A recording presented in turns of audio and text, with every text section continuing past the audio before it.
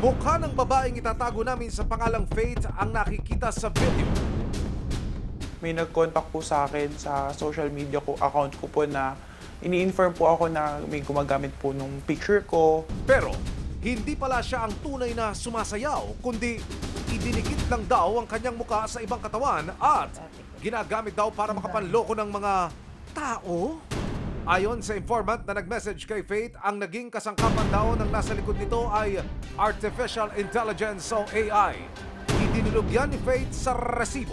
Paano ho nagagamit kayo sa scam? Love scam po yung ginamit niya, mismo po sa tito po niya.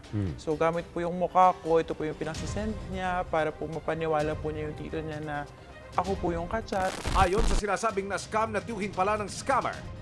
Medyo maganda ng usapan. Kapadala ko ng pera ngayon para doon sa kinuha na bahay dyan. Halos linggo-linggo. Hindi ko alam kung umabot yata ng 400K yun yung napadala ko.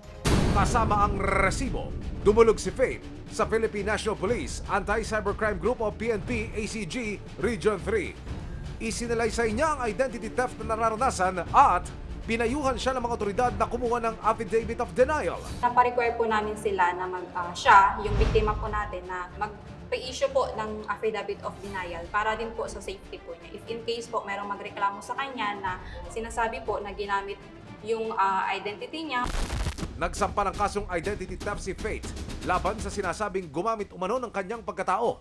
Sinubukan ng resibo na kunin ang panig ng lalaking itinuro ni Faith na ng scam daw gamit ang kanyang pagkakakilanlan, pero wala siya sa kanilang bahay at kasalukuyang hindi matukoy ang kinaroroonan.